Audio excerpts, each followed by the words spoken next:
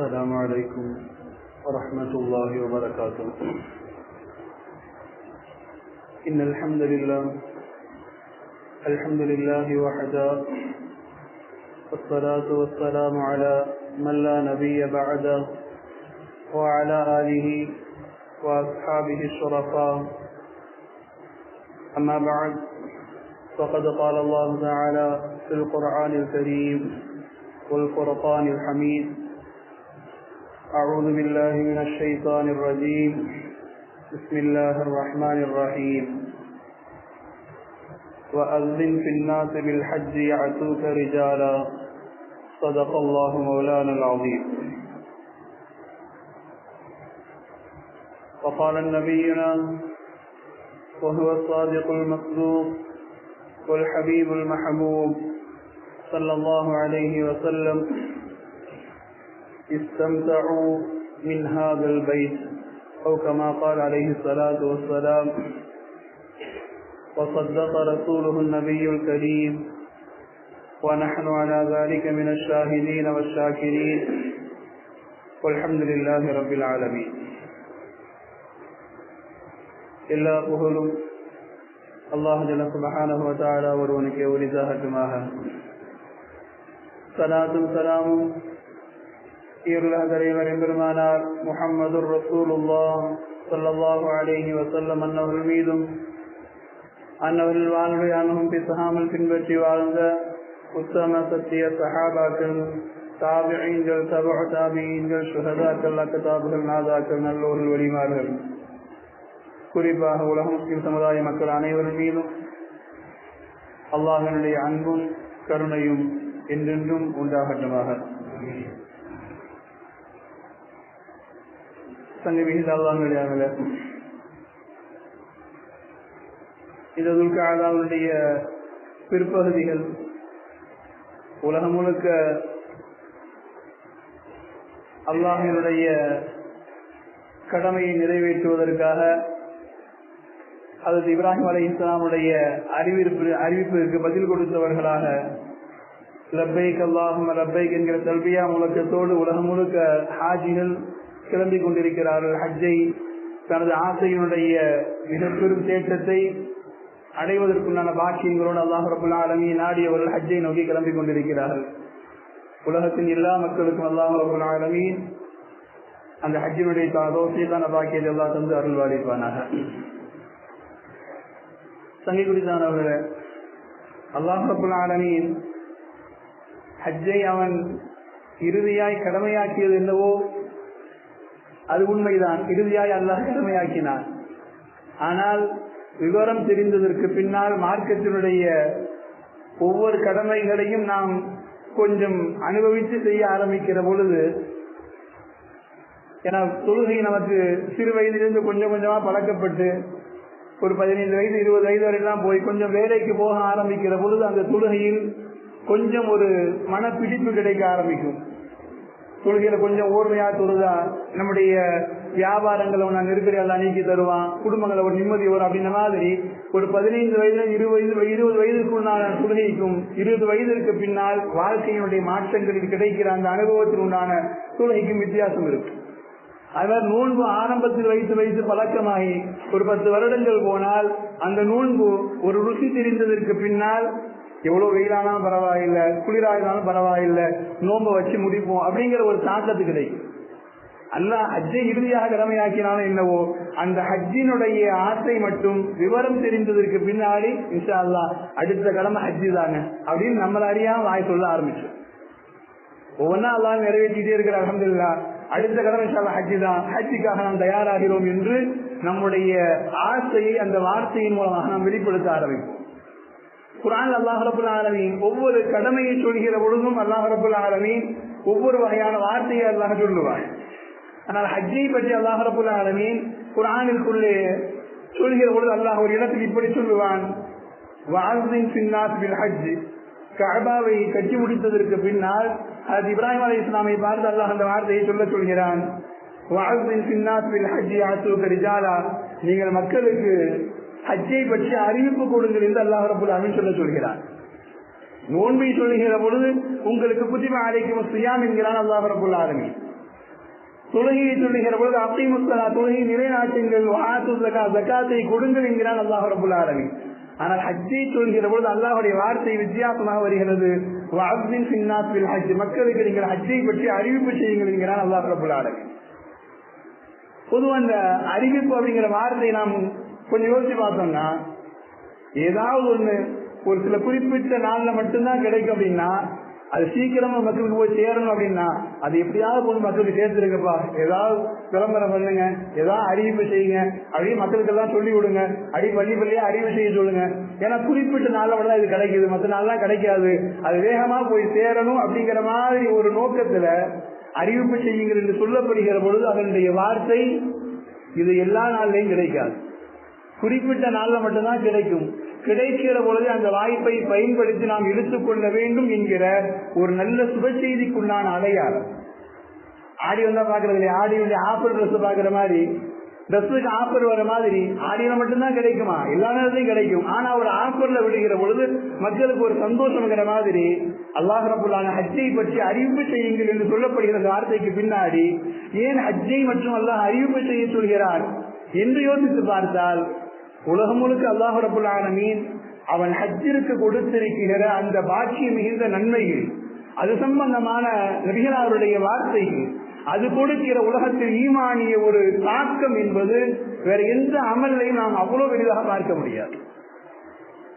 இப்படிதான் தான் குர்ஆனுடைய வார்த்தையில அல்லாஹ் நபி பெருமானா ஸல்லல்லாஹு அலைஹி வஸல்லம் சொல்லுவாங்க, வலகத் அர்ஸல்னா ருசுலம் மின் கப்லிக் வஜஅல்னா லஹும் அஸ்வாஜன் வ ذُرِّيَّةً.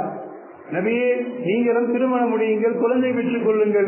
இது மக்கள் உங்களை வித்தியாசமா பார்த்தாலும் பரவாயில்லை, உங்களுக்கு முன்னாடி வாழ்ந்த நபிமார்களும் அவர்களும் திருமணம் முடித்திருக்கிறார்கள், அவர்களும் குழந்தை பெற்றிருக்கிறார்கள் என்று அல்லாஹ் ரப்பல் ஆலமீன் சொல்லி நிக்காஹை நாம் ஆர்வப்படுத்துவதில்லை. ஆனா நிக்காஹ் எல்லா மக்களுக்கும் சேருகிற பொழுது நிக்காஹ் அது நபியுடைய சுன்னத்தை செஞ்சுக்கோன்னு சொல்லும்.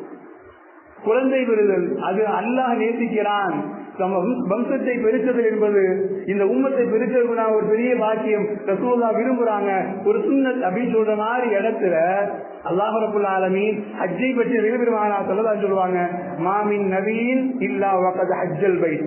உலகத்துல வாழ்ந்த எல்லா நபிமார்களும் எப்படி திருமணம் முடிச்சிருக்கிறாங்களோ திருமணத்தை நாம் சுன்னத்தாக ஏற்றுக்கொள்கிறோம். எப்படி உலகில் வாழ்ந்த எல்லா நபிமார்களும் குழந்தை பெற்றிருக்கிறார்களோ, குழந்தை பெயர் மூலமாக வம்சத்தை விருத்தி செய்வதை அல்லாஹ் விரும்புகிறானோ, அது மாதிரி உலகத்தில் வாழ்ந்திருக்கிற எல்லா நபிமார்களும் ஹஜ்ஜு செய்யாமல் இருந்ததில்லை. நீங்கள் ஹஜ்ஜை ஆசைப்படுங்கள் என்கிற அற்புதமான ஒரு தத்துவத்தை அல்லாஹ் ரப்பல் ஆலமீன் நம்முடைய உள்ளத்திற்குள்ளே கொண்டு வந்து சேர்க்கிறார். பணம் இருக்குது, அது அப்பாற்பட்டது. உடல் வசதி, உடல் ஆரோக்கியம் இருக்கிறது, குறைகிறது, அது அப்பாற்பட்டது. ஆனால் மனதிற்குள்ளே ஆசை இருக்குதா இல்லையாங்கிறது அல்லாஹ் சொல்றான். திருமணம் எப்படி நபியுடைய சுன்னத்தோ அது மாதிரி ஹஜ்ஜு, உலகில் வாழ்ந்த நபிமார்கள் சில கூட்டத்திற்கு தொழுகை இருந்திருக்கிறது, தொழுகை இல்லாமல் இருந்திருக்கிறது, சில கூட்டத்திற்கு நோன்பு இருந்திருக்கிறது, இல்லாமல் இருந்திருக்கிறது, சில கூட்டத்திற்கு ஜக்காத் இருந்திருக்கிறது, இல்லாமல் இருந்திருக்கிறது. ஆனால் நபிமார்கள் அத்துணை பேருமே செய்த ஒரு அமல் ஹஜ்ஜுடைய அமல் என்கிற பொழுது அந்த ஹஜ்ஜை ஏன் இன்னும் நீங்கள் ஆசைப்படவில்லை என்று அல்லாஹ் ரப்பல் ஆலமீன் நம்மை பார்த்து கேட்பது போன்று ஹஜ்ஜை முதலில் ஆசைப்படுங்கள். அந்த ஹஜ்ஜில் உண்டான பெரும் பாக்கியங்கள் நிறைய இருக்கிறது. ஹஜ்ஜை முதல்ல ஆசைப்பட்டாதான் நமக்கு ஹஜ்ஜுக்கு உண்டான அடுத்த கட்ட ஸ்டெப்புக்கு நம்ம போக முடியும். இன்னைக்கு அல்லாஹ்வினால் பணம் இருக்குதோ இல்லையோ ஹஜ்ஜுக்கு போக வேண்டும் என்கிற வார்த்தைகள் பேசுகிற நாம் அந்த ஹஜ்ஜை பற்றி உண்டான ஈர்ப்பை இன்னும் இந்த உம்மத் சரியாக பயன்படுத்தவில்லை என்பதுதான் உண்மை. இல்லைன்னா ஹஜ்ஜை பற்றி நாம் ஆசைப்பட ஆரம்பிச்சு பேச ஆரம்பிச்ச இடத்துல பல பேருக்கு இன்னைக்கு எல்லாம் அல்லாஹ் இருக்கிறதுனால் சம்பாதிக்காத ஒரு 20-25 வயசுல எல்லாம் ஹஜ்ஜி கடமையாகிற அளவிற்கு எல்லாம் வசதிகள் எல்லாம் வந்து விடுகிறது. ஆனாலும் ஹஜ்ஜை கொஞ்சம் பார்க்கலாம், கொஞ்சம் இன்னும் பின்தள்ளி பார்க்கலாம், அதை முடிச்சுட்டு பார்க்கலாம், இதை முடிச்சுட்டு பார்க்கலாம் அப்படிங்கிற மாதிரி ஹஜ்ஜை நாம் தள்ளி போடுகிற இடத்தில் அல்லாஹ் நமக்கு உணர்த்தி காட்டுவான். நபிமார் செய்த ஒரு அமல் இப்பவே செஞ்சிட வேணாமா? ஹஜ்ஜை நீங்கள் அவசரப்படுத்துங்கள், ஹஜ்ஜை நீங்கள் அவசியமாக வேகமாக செய்யுங்கள். ஏன்னா 5 நாளுடைய ஒரு அமல் தான், ஆனால் ஆயுள் முழுக்க அதுக்கு ஆசைப்பட்டுட்டே இருக்கும். வெறும் 5 நாளுடைய அமல், ஆனால் ஆயுள் முழுக்க ஆசைப்படுவோம், யா அல்லாஹ் எங்களுக்கு அந்த பாக்கியத்தை கொடுத்து, எங்களுக்கு அந்த பாக்கியத்தை கொடுத்து. ஆனால் நீங்கள் ஹஜ்ஜுக்காக ரொம்ப ஆசைப்படுறது மட்டும் இல்லாம அவசரப்படுங்க, அதுக்காக கொஞ்சம் சேர்த்து வைப்பது நீங்கள் கொஞ்சம் வேகம் காட்டுங்க. நீங்க இந்த உம்மத்திடம் சேர்த்து வைப்பதில் வேகம் இருக்கிறது, வீடு கட்ட சேர்த்து வைப்பதில் வேகம் இருக்கிறது. தன் பிள்ளைக்கு உண்டான கடையை உருவாக்கணும், அவனுக்கு உண்டான வாழ்க்கையை உருவாக்கணும் அப்படிங்கிறத சேர்த்து வைக்கிறது ஆர்வம் இருக்குது. எல்லாம் தேவை தான், இல்லை என்று நான் சொல்ல முடியாது. தன் பிள்ளைகளுக்கு நான் திருமண செலவுக்காக என்று எவ்வளவோ சேர்த்து வைக்கிற இடத்துல, ஹஜ்ஜிக்காக வேண்டியும் நீங்கள் ஆசைப்படுங்கள் என்கிற இடத்துல, அவசரப்படுங்கள் என்று சொல்கிற இடத்துல அல்லாஹ் உணர்த்தி காட்டுவான். அபிமானம் செய்த ஒரு சுண்ணத்தை செய்வதற்காக வேண்டி நம்முடைய வாழ்நாள் செய்ய ஹஜ்ஜிக்காக வேண்டி கொஞ்சம் ஒதுக்கணும். ஹஜ்ஜிக்காக நம்ம ஒதுக்கணும். இன்னைக்கு எத்தனை தொழிலாளர்கள் அந்த ஆசை இருக்கிறது. அல்லாஹிடம் கேட்பது வேறு, அதற்காக சின்ன ஒரு முயற்சியா அல்லாஹ் நான் கொஞ்சமா ஒதுக்குறேன், அது இத்தனை வச்சாங்க எனக்கு தெரியாது, ஆனால் நீ நாடி விட்டால் எனக்கு ஒரு நொடியில கிடைச்சிடும், எனக்கு ஆசை வந்து விட்டது, அதற்குண்டான அவசரத்திற்குண்டான வழியை எனக்கு நீ செய்ததாயா அல்லாஹ் என்று அல்லாஹிடம் ஒப்படைக்கிற ஒரு மூமினாய் நாம் ஆசைப்பட வேண்டும் என்பதை ஹஜ்ஜினுடைய மிகப்பெரிய ஒரு பாக்கியமா எல்லாம் உணர்த்தி காட்டுவார். அதனால ஹஜ்ஜில ரசூலுல்லாஹ் நிறைய சிறப்பு சொல்லுவாங்க. அம்ர் இப்னு ஆஸ் ரலியல்லாஹு இஸ்லாத்தை ஏற்றுக்கொள்ள வருகிறார். முதலாக அவர் இஸ்லாத்தை ஏற்றுக்கிறவரார் வந்து ரசூலுல்லாஹி ஸல்லல்லாஹு அலைஹி வஸல்லம் கலிமாவை சொல்லி, ரசூலுல்லாஹ் கையில நீங்கள் பையத் செய்யுங்கள் என்று சொல்கிற பொழுது கலிமாவை சொல்லிவிட்டு பையத் செய்ய வந்து அம்ர் இப்னு ஆஸ் ரலியல்லாஹு கையை திரும்பி எடுத்துட்டாங்க. ஏன் கையை நீங்க எடுத்தீங்கன்னு கேட்டாங்க. ஏன் கையை நீங்க எடுத்தீங்க? அம்ர் இப்னு ஆஸ் ரலியல்லாஹு யா அல்லாஹ் யா ரசூலுல்லாஹ் எனக்கு ஒரு ஆசை இருக்குது, ஷரத்து, என்னுடைய நான் இந்த கலிமாவை சொல்லி உங்களுடைய கையில பையத் செஞ்சுட்டேன்னு சொன்னா என்னுடைய எல்லா வாழ்நாளுடைய பாவங்களும் மன்னிக்க பெற வேண்டும் என்று நான் ஒரு நிபந்தனையோடு உங்களை கையில் நான் பையத் செய்கிறேன். அப்படி ஒரு நிபந்தனை, என் பாவங்கள் எல்லாம் மன்னிக்கப்பட்டு சொன்னா தாராளமாக இஸ்லாத்தை ஏற்றுக்கிறேன் என்று அம்ர் இப்னு ஆஸ் ரலியல்லாஹு சொல்கிற பொழுது நபிகள் பெருமானார் ஸல்லல்லாஹு சொன்ன வார்த்தை நிறைய யோசிக்க வைக்கிறது. ரசூலுல்லாஹ் ஒரு 3 விஷயத்தை தொடர்படியாக சொல்வாங்க. அம்ர் இப்னு ஆஸ் ரலியல்லாஹு சொல்லுவாங்க, ஏன் உங்களுக்கு தெரியாதா, இன்னல் இஸ்லாம யஹ்திமு மா கான கப்ல, ஒரு மனிதர் அதுவரை குஃப்ரிலும் ஷிர்கிலும் இருந்துவிட்டு பிறகு தூய கலிமாவோடு லா இலாஹ இல்லல்லாஹ் முஹம்மது ரசூலுல்லாஹ் என்று யார் இஸ்லாத்தில் நுழைகிறாரோ அந்த நுழைகிற அந்த நொடி அவருடைய வாழ்நாளில் முன் செய்துவிட்ட எல்லா பாவங்களையும் அல்லாஹ் மன்னித்து விடுகிறான் என்று உங்களுக்கு தெரியாதா என்று அம்ர் இப்னு ஆஸ் ரலியல்லாஹு பாத ரசூலுல்லாஹ் சொன்னார். அப்ப இஸ்லாத்தில் ஒரு புதிதாக நுழைகிற பொழுது அவருடைய வாழ்நாளின் முந்தைய எல்லா பாவங்களையும் அல்லாஹ் மன்னிக்கிறான். இரண்டாவது விஷயமா ரசூலுல்லாஹ் சொன்னாங்க, இன்னல் ஹிஜ்ரத தஹ்தீமு மா கான கப்லஹ், ஒருவர் ஹிஜ்ரத் செய்கிற பொழுது அல்லாஹ்விற்காக வேண்டி ஹிஜ்ரத் செய்கிற பொழுது அந்த ஹிஜ்ரத்தின் மூலமாக தங்களுடைய வாழ்நாளுடைய முந்தைய பாவங்களை எல்லாம் அல்லாஹ் மன்னிக்கிறான் என்று நபிகள் பெருமானார் தான் சொன்னாங்க. இந்த ரெண்டையும் யோசிச்சு பார்த்தோம்னா நமக்கு வாய்ப்புகள் கம்மி. ஏன்னா அல்ஹம்துலில்லாஹ் நாம் கலிமாவோடு வாழ்ந்து கொண்டிருக்கிறோம். அல்ஹம்துலில்லாஹ் புதிதா இஸ்லாத்துக்கு வர வேண்டிய இல்லை, நமக்கு வாய்ப்பு கம்மி. ஹிஜ்ரத் அது உண்மையான ஹிஜ்ரத் என்பது மக்காவுக்கு மதீனாவுக்கு போன சஹாபாக்களுக்கு ரொம்ப பொருத்தமானது. இன்னைக்கும் அதுக்குள்ள வாய்ப்புகள் குறைவு. ஆனா ரசூலுல்லாஹ் அடுத்த வார்த்தை சொன்னாங்க, அதே மாதிரி தானே ஒரு மனிதர் ஹஜ்ஜி செய்தால் அந்த ஹஜ்ஜை அல்லாஹ்விற்காக நிறைவேற்றுகிற பொழுது அந்த ஹஜ்ஜும் அவருடைய வாழ்நாளில் முன் செய்துவிட்ட எல்லா பாவங்களையும் மன்னிக்கிறது என்று உங்களுக்கு தெரியாதா? ரசூலுல்லாஹ் நான் கேட்ட அந்த வார்த்தையில் உலகில் ஹஜ்ஜை பற்றி ஆசைப்படுவதற்குண்டான மிகப்பெரிய ஒரு பாக்கியம். நமக்கு புதிதாக இஸ்லாத்தை ஏற்றுக்கொள்ள வாய்ப்பு இல்லை, நமக்கு ஹிஜ்ரத்தினுடைய வாய்ப்புகள் குறைவு. ஆனால் ஹஜ் என்கிற ஒரு பாக்கியத்தின் மூலமாய் நம்முடைய வாழ்நாளுடைய பாவங்கள் மன்னிக்கப்படுவதற்குண்டான அற்புதமான ஒரு பாக்கியத்தை அல்லாஹ் ரப்பல் ஆலமீன் ஹஜ் என்கிற ஒரு மிகப்பெரிய ஒரு இடத்தில் வைத்திருக்கிற பொழுது கொஞ்சம் யோசனை பாருங்க. 40 வயது வாழ்ந்திருப்போம், 50 வயசுல ஹஜ்ஜுக்கு போக நினைச்சு வாய்ப்பு எல்லாம் கொடுத்திருப்பான். 50 வயது வரை உண்டான எல்லா பாவங்களும் ஒரு வாழ்நாளில் நாம் செய்கிற ஹஜ்ஜின் மூலமாக மன்னிக்கப்படுகிறது என்றால் எவ்வளவு பெரும்பாக்கி. வாழ்நாளில் அல்லாஹ் ரப்பல் ஆலமீன் நாம் செய்து விட்டிருக்கிற அத்துணை பாவங்களுக்கும், தொழுகை விடுபட்டதாக இருக்கட்டும், பிறருக்கு கஷ்டம் கொடுத்ததாக இருக்கட்டும், அல்லாஹுடைய கடமையை நாம் முன்பின்னாக ஆக்கி கொண்டதாக இருக்கட்டும், எத்துணை விதமான பாவங்களுக்காக நாம் அங்கு சென்று போய் நின்று ஹஜ்ஜை அல்லாஹ்விற்காக வேண்டி என்று நிறைவேற்றுகிற இடத்தில் அல்லாஹ் ரப்பல் ஆலமீன் நம்முடைய பாவங்களை எல்லாம் அத்துணையும் அழித்து ரசூலுல்லாஹ் சொன்ன வார்த்தையில் அவருடைய தாயின் வயிற்றிலிருந்து அன்றுதான் பிறந்திருக்கிறார் என்பது போன்று அன்று பிறந்த பாலகனாய் பாவங்கள் மன்னிக்கப்பட்டவராய் திரும்பி வருவதற்குண்டான அற்புதமான வாய்ப்பு ஹஜ்ஜில இருக்குது ரசூலுல்லாஹ் சொன்னாங்கன்னா, இன்னும் இந்த உம்மத் ஹஜ்ஜை ஏதோ ஒரு காரணத்தினால் கடமையானவர்கள் கூட தள்ளி போட்டுக் கொண்டே போனால் வாய்ப்புகள் ஏதாவது ஒரு நிலையில் முடக்கி விட்டு விடலாம். நம்மளே ஹஜ்ஜிக்கு போகக்கூடிய மூலம் சொன்னாங்க, பேசி இருக்கவும் சொன்னாங்க, நான் 10 வருஷத்துக்கு முன்னாடி ஹஜ்ஜுக்கு அப்ளிகேஷன் போட்டேன், தொடர்ந்து 2 வருஷமா போட்டுக்கிட்டே இருந்தேன், அப்ப எனக்கு கிடைக்கல. 10 வருடங்கள் கழித்து அல்லாஹ் ரப்பல் ஆலமீன் எனக்கு ஹயாத்தையும் பாக்கி வச்சு எனக்கு என் மனைவியோடு சேர்ந்து ஹஜ்ஜி செய்வதற்கு நான் ஒரு வாய்ப்பை 10 வருஷத்துக்கு முன்னாடி மீண்டும் அல்லாஹ் தந்திருக்கிறான். 10 வருஷத்துக்கு முன்னால் தயாரிப்பான். அந்த தயாரிப்பை அல்லாஹ் இப்ப எனக்கு ஊர்ஜிதப்படுத்தி கொடுத்திருக்கிறான் என்று சொல்கிற பொழுது இதுதான் நிதர்சனமான உண்மை. ஹஜ்ஜை ஏதோ நாம் நினைத்து விட்டால், ஏதோ ஊருக்கு போற மாதிரி, அதை நினைத்து விட்டால் ஒரு பொருளை வாங்குற மாதிரி அப்படின்ற மாதிரி எல்லாம் ஹஜ்ஜை நாம் நினைத்து விட முடியாது. அல்லாஹுவின் நாட்டத்தோடு நாம் கிளம்புகிற அந்த நொடி முதலே நம்முடைய ஈமானை அல்லாஹ் பாதுகாத்து, ஆரோக்கியத்தை பாதுகாத்து, அவன் இல்லத்திற்கு விருந்தாளிகளா அல்லாஹ் அழைத்து கொண்டு வந்து அங்கு நம்மை அல்லாஹ் ரப்புல் ஆலமீன் எல்லா நிலைகளிலும் உறுதிமிக்கவர்களாய் பொறுமையோடும் பாவங்களை விட்டு பாதுகாக்கப்பட்டவர்களோடும் அவனுக்காக வேண்டிய அமல் செய்கிற வாக்கியத்தோடும் என்று அந்த ஹஜ்ஜுடைய நாட்களை எல்லாம் கடந்து வருவது அது பெரிய ஒரு விஷயம். ஹஜ்ஜை நாம் ஏதோ போனோம் முடிச்சுட்டு வந்துட்டோங்கிறதுல ஹஜ்ஜி இருக்கக்கூடிய அத்துணை நாட்களிலும் நம்முடைய ஈமானை பாதுகாத்து, பொறுமையை கையாண்டு, பாவங்களுக்கு நம்மை நாமே பாதுகாத்துக் கொண்டு ஒவ்வொரு அமலிலும் இறைவா உனக்காகவே நான் செய்கிற இந்த அமலை நீ ஏற்று அருள் பாலித்தது என்று நமக்கும் அல்லாஹ்விற்கு மத்தியில் ஒரு பெரிய போராட்டத்தோடு செய்து முடிக்க வேண்டிய ஹஜ்ஜினுடைய பாக்கியத்தை ரசூலுல்லாஹ் நாங்கள் அப்படி ஒரு ஹஜ்ஜி இருந்தால் அந்த ஹஜ்ஜி அது அன்று பிறந்த பாலகனாய் திரும்ப வர வைக்கிறது. அவருடைய வாழ்நாள் எல்லா முந்தைய பாவங்களையும் மன்னித்து விடுகிறது என்று வீரபெருமானா சொல்லதான் சொன்ன இடத்துல நாம் இப்பதான் சம்பாதிச்சிருக்கிற இனிமே வீடு கட்டணும், இனிமே வாகனம் வாங்கணும், இனிமே அடுத்த பிள்ளைகளுக்கு பார்க்கணும், இனிமே அடுத்தடுத்து என்று ஒவ்வொன்றிற்கு பின்னால் நாம் ஒவ்வொன்றாய் தள்ளி போட்டு ஹஜ்ஜிக்கு போகலாம் நாம் ஆசைப்படுகிற பொழுது 50 வயசு கடந்து நிற்போம். 50 வயசு கடந்து நிற்கும் போது ஹஜ்ஜிக்கு போகிற பல பேரை நாம் யோசிக்கிறோம்.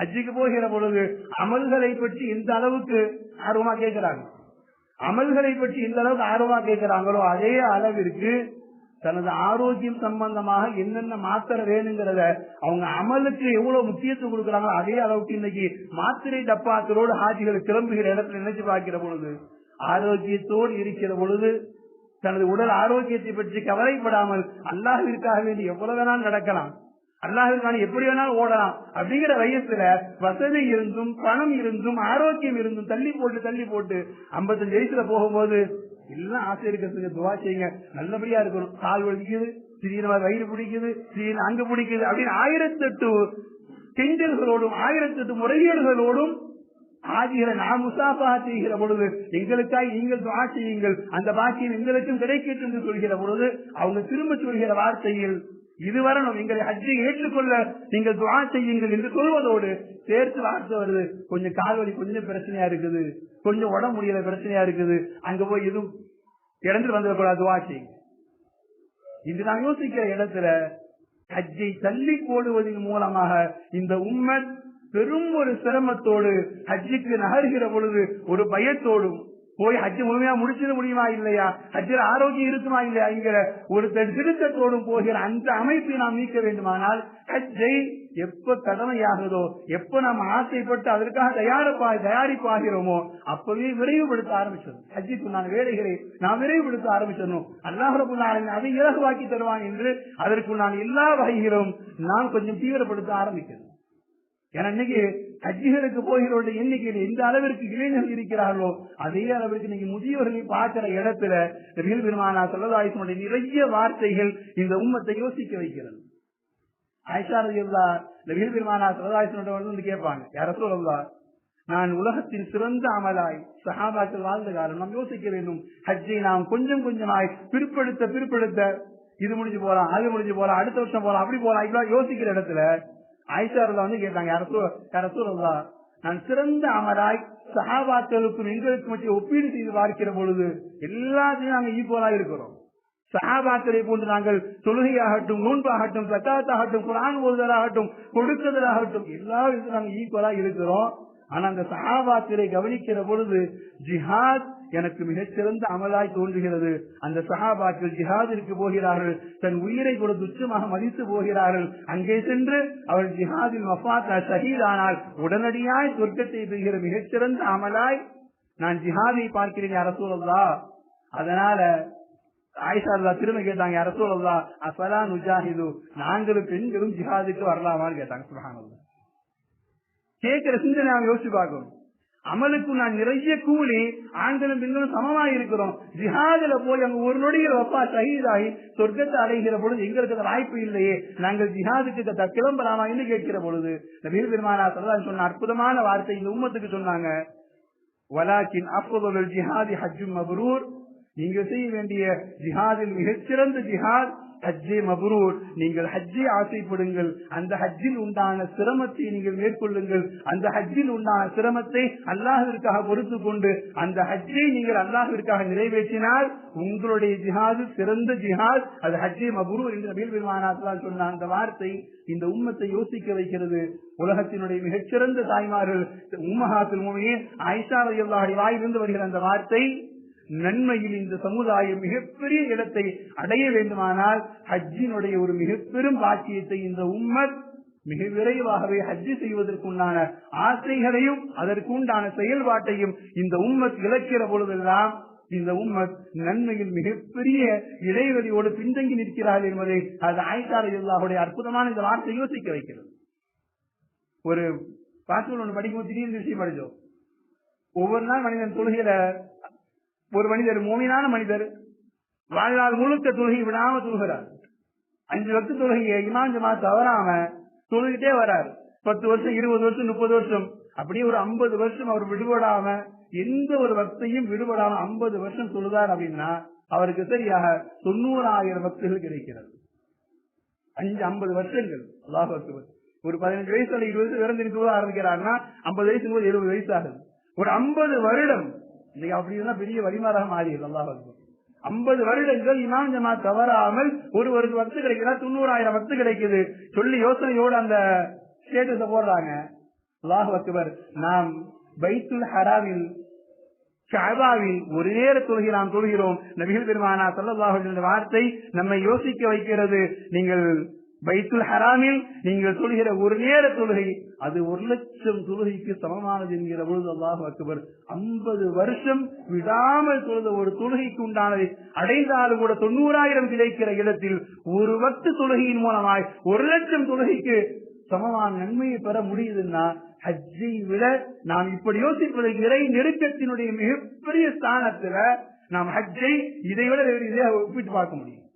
50 வருஷத்தினுடைய தொழுகையினுடைய ஒட்டுமொத்தத்தை ஒரு நேரத்துல அங்கு போய் நமக்கு ஒரு 10 நாட்கள் வாய்ப்பு இருந்த அந்த 10 நாட்களும் நமக்கு அல்லாஹ்வின் கிருபையினால் ஹரமில் வக்துகள் தவறாமல் கிடைத்து விட்டால் எவ்வளவு பெரும் பாக்கியத்திற்குண்டான நன்மையை நாம் அடைய முடியும் என்பதையும் அந்த நன்மையை அடைவதற்கு உண்டான விஷயங்களில் இன்னும் இந்த உம்மத் கொஞ்சம் பொதுபோக்காகவே ஹஜ்ஜுக்கு ஆசை இருக்கிறது, ஆர்வம் இருக்கிறது.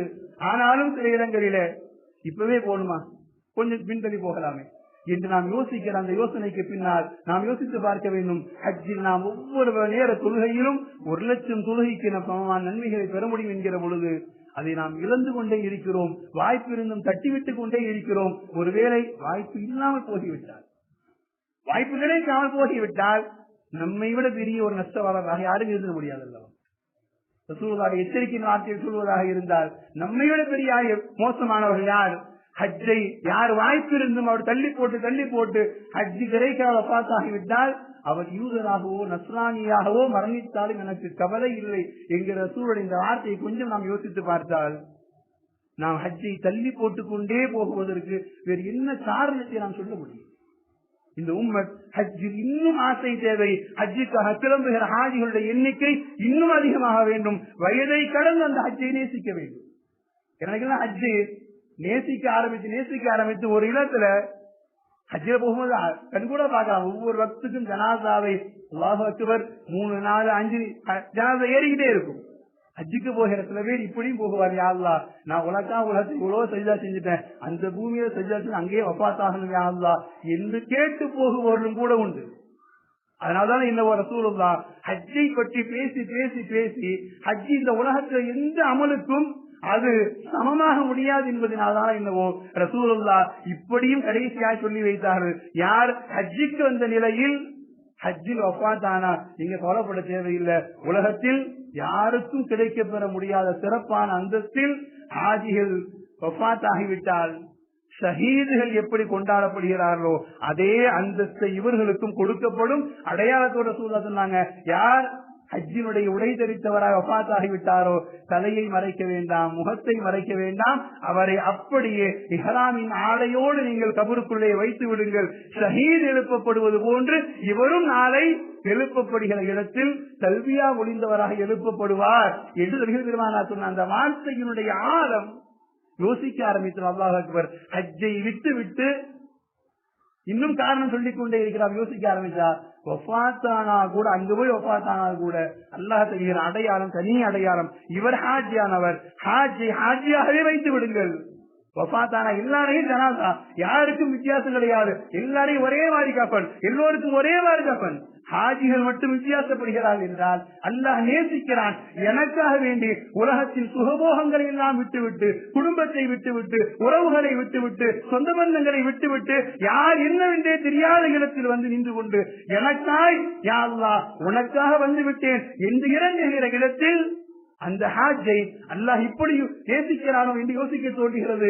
இப்ராஹிம் அலைஹிஸ்ஸலாம் ஹாஜிரா அம்மையாரை விட்டு போகிற பொழுது தன்னந்தனியாய் விட்டு போனார்கள். ஆனா அல்லாஹ் நான் பாதுகாப்புக்கு இருக்கிறேன். அதான் இப்ராஹிம் ஹாஜிரா அம்மையா சொன்னாங்க. அல்லாஹ் தான் விட்டுட்டு போக சொன்னானா அல்லாஹ் அப்பதா எங்களை ஒரு காலம் அல்லாஹ் கைவிட மாட்டான் ஹாஜிரா அம்மையார். அந்த ஈமானுடைய அஸ்திவாரத்தை அப்படியே அல்லாஹ் ஹஜ்ஜில கொண்டு வந்து சேர்க்கிறான். உலகத்துல எல்லா ஜனாதான் ஒரே மாதிரி, ஆனா ஹாஜிகள் வித்தியாசப்படும். தலையை மறைக்காதீங்க, முகத்தை மறைக்காதீங்க, ஹாஜிகளாவே நீங்கள் தஃபன் செய்யுங்கள் என்று அல்லாஹ் ரப்பல் ஆலமீன் நபிகள் பெருமானார் சுட்டி காட்டுறாங்கன்னா ஹஜ் அது ஏதோ ஒரு பெரும் பாக்கியத்தை இந்த உம்மத்திற்கு சொல்ல தெரிகிறது. இப்படி ரசூலுல்லாஹ் சொன்னாங்க, இஸ்தம்தஉ பிஹாதல் பைத். உலகத்துல இன்னும் பெறுகிற இடமாய் நம்மகிட்ட கேட்க சொன்னா வயது வித்தியாசம் இல்லாமல் சொல்லுவோம். சில பேர் திருமணமான புதிதாக இருந்தால் மனைவியிடம் இன்பம் இருக்கிறது என்று, கொஞ்சம் வியாபாரத்தில் மூழ்கினவங்க பணத்துல இன்பம் இருக்குதும்போம், கொஞ்சம் உணவை மூழ்கினவங்க உணவில் இன்பம், கொஞ்சம் ஆரோக்கியத்தில் இருந்தவங்க ஆரோக்கியத்தை இன்பமும். ஆனா ரசூலுல்லாஹ் இஸ்தம்தஉ பிஹாதல் பைத், இந்த பைத்துல்லாஹை கொண்டு நீங்கள் சந்தோஷம் அடைந்து கொள்ளுங்கள், இன்பம் பெற்றுக் கொள்ளுங்கள் சொல்லிவிட்டு நபிகள் பெருமானார் இப்படி ஒரு வார்த்தை சொன்னாங்க, ஃபஇன்னஹு கத் ஹுதிம மர்ரத்தைன், அது 2 முறை இடிக்கப்பட்டு விட்டது, வயர்ஃபஉ ஃபிஸ்ஸாலிஸா, 3வது முறை இடிக்க வருவார்கள், அது உயர்த்தப்பட்டு விடும் என்கிற செய்திக்கு பின்னால் ஹஜ்ஜை நாம் ஆசைப்பட்டுக் கொண்டே இருப்போம். திடீரென்று ஒரு நாள் கஅபத்துல்லாஹ் காணாமல் போயிருந்தாங்க ரசூலுல்லாஹ். கியாமத் நிகழ்ந்து விடலாம், கஅபத்துல்லாஹ் உயர்த்தப்பட்டு விடலாம். 2 முறை நாங்கள் வாழ்ந்த காலத்தில் அது இடிக்கப்பட்டாச்சு, 3வது முறை இடிக்க வருகிற பொழுது, செங்கலாய் உடைக்க வருகிற பொழுது கஅபாவும் அல்லாஹ்விடத்திலே உயர்த்தப்பட்டு விடும். அதனால் நீங்கள் இன்பம் பெற வேண்டும் என்கிற இடத்துல, நீங்கள் அல்லாஹ்வுடைய வீட்டை பார்க்க வேண்டும் என்கிற இடத்துல வசதி வாய்ப்பு இருந்தும் தள்ளி போட்டுக் கொண்டு நீங்கள் விட்டு விடுங்கள். இந்த ஹஜ்ஜை நபிமாறு செய்திருக்கிறார் என்று யோசித்து பாருங்கள். இந்த ஹஜ்ஜின் மூலமாய் வாழ்நாளின் பாவங்கள் மன்னிக்கப்படும் என்று யோசித்து பாருங்கள். இந்த ஹஜ்ஜின் மூலமாய் ஒரு ஹஜ் லைஸ லஹு ஜஸாஉன் இல்லல் ஜன்னah, சொர்க்கம் மட்டும்தான் கூலி. நாங்க ரசூலுல்லாஹ் ஹஜ்ஜே மப்ரூர் என்னவென்று கேட்கிற பொழுது அதற்கு கூலி தோண மட்டும்தான் நாங்க ரசூலுல்லாஹ். ஹஜ் அவர் வஃபாத்தானாலும் கூட அல்லாஹ்விடத்திலே கல்வியாவின் அந்தஸ்தோடு கல்வியா ஒளிந்தவராக எழுப்பப்படுகிறார் என்று நிறைய ஆச்சரியங்களை யோசிக்கிற இடத்துல வாய்ப்பை அல்லாஹ் ரப்பல் ஆலமீன் ஆரோக்கியத்தோடும் பணத்தின் வாய்ப்போடும் அல்லாஹ் தருகிற பொழுது அது சிறு வயதா இருந்தாலும் கடைசியான கடமை ஹஜ். ஆனால் நிறைவேற்றுவதில் ஆசைப்படுவோம், முதன்மையாய் அதை நிறைவேற்ற ஆசைப்படுவோம். ஈமானோடு தொழுகையோடு நோன்போடு நாம் எத்தனை சிறு வயதில் இருக்கிறோமோ அந்த வயதிலேயே ஆரோக்கியத்தோடு அந்த ஹஜ்ஜை ருசித்து ரசித்து அல்லாஹ்வை அடைகிற பாக்கியத்தோடு அந்த ஹஜ்ஜை நாம் அடைய ஆசைப்படுவோம். அல்லாஹ் ரப்பல் ஆலமீன் ஹஜ்ஜை மேற்கொள்கிற எல்லா ஹாஜிகளுக்கும், உலகம் முழுக்க வந்திருக்கிற எல்லா ஹாஜிகளுக்கும் அல்லாஹ் ரப்பல் ஆலமீன் அந்த ஹஜ்ஜை இக்லாஸாய் நிறைவேற்றுகிற பாக்கியத்தை, அந்த ஹஜ்ஜினுடைய சிரமங்களையும் அல்லாஹ் லேசாக்கி தந்து சிரமங்களை சகித்துக் கொள்கிற ஹாஜிகள் அல்லாஹ் மாற்றி தந்து திரும்புகிற ஒவ்வொரு ஹாஜிகளும் அல்லாஹ்விடத்திலே அங்கீகாரம் விடப்பட்ட ஹாஜிகளாய், அல்லாஹ்விடத்திலே அங்கீகரிக்கப்பட்ட ஹஜ்ஜிகளாய் திரும்ப வரக்கூடிய தௌஃபீக் அல்லாஹ் ரப்பல் ஆலமீன் உலக முஸ்லிம் மக்கள் அனைவருக்கும் நசீபை தந்து அருள்வாளிப்பான். அல்லாஹ் ரப்பல் ஆலமீன் மீண்டும் அந்த இறை இல்லத்தையும் நபிகள் பெருமானார் ஸல்லல்லாஹு அலைஹி வஸல்லம் ரவுலாவையும் ஷஃபாஅத் நாம் மீண்டும் தரிசிக்க தௌஃபீக் அல்லாஹ் ரப்பல் ஆலமீன் இந்த உம்மத்தின் நசீபாக்கி தந்தருள்வாளிப்பானாக. வ ஆகிரு தஅவாஹும் அல்ஹம்துலில்லாஹி ரப்பில் ஆலமீன். வஸ்ஸலாமு அலைக்கும் வரஹ்மத்துல்லாஹி வபரகாத்துஹு.